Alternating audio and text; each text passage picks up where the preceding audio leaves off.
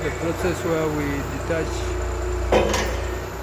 the two tractors from the frame.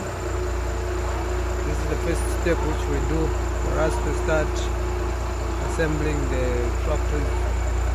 This is the Discovery 90 grinding.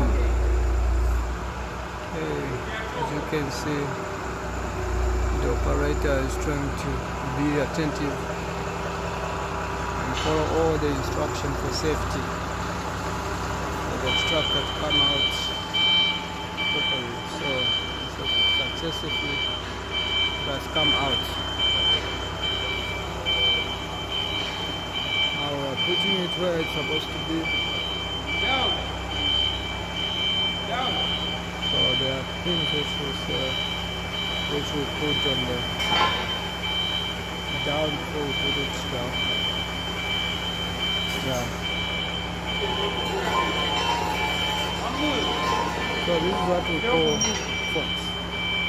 We hope to hold the tractor not to be on the ground. Okay.